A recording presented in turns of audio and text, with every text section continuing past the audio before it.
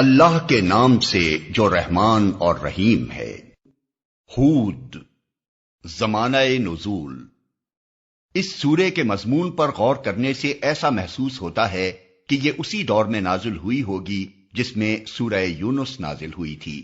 بعید نہیں کہ یہ اس کے ساتھ متصلاً ہی نازل ہوئی ہو، کیونکہ موضوع تقریر وہی ہے مگر تنبیہ کا انداز اس سے زیادہ سخت ہے۔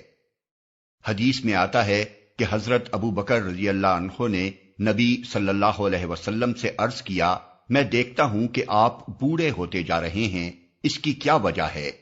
جواب میں حضور نے فرمایا، مجھ کو سورہ ہود اور اس کی ہم مضمون سورتوں نے بوڑھا کر دیا ہے۔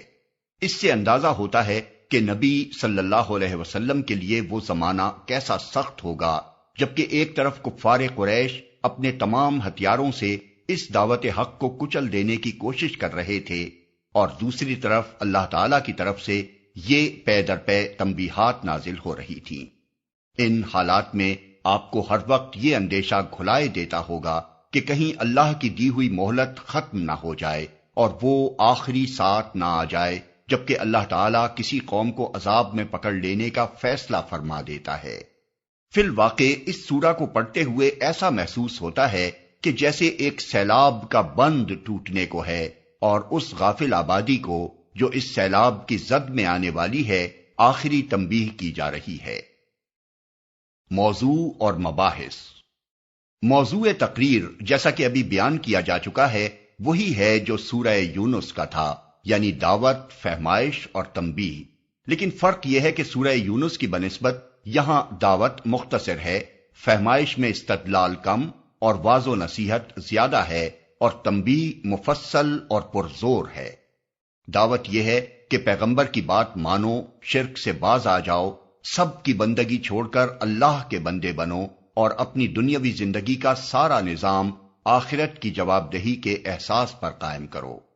فہمائش یہ ہے کہ حیات دنیا کے ظاہری پہلو پر اعتماد کر کے جن قوموں نے اللہ کے رسولوں کی دعوت کو ٹھکرایا ہے وہ اس سے پہلے نہایت برا انجام دیکھ چکی ہیں۔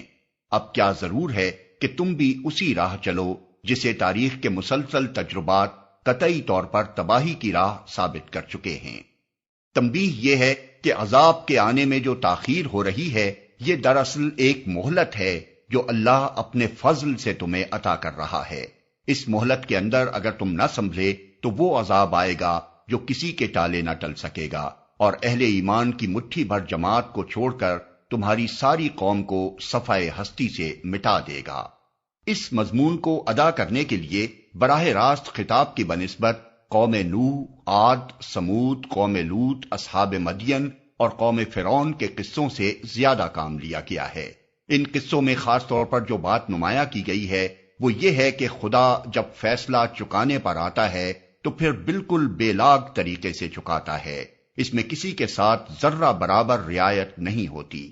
اس وقت یہ نہیں دیکھا جاتا کہ کون کس کا بیٹا اور کس کا عزیز ہے، رحمت صرف اس کے حصے میں آتی ہے جو راہ راست پر آ گیا ہو، ورنہ خدا کے غضب سے نہ کسی پیغمبر کا بیٹا بچتا ہے اور نہ کسی پیغمبر کی بیوی۔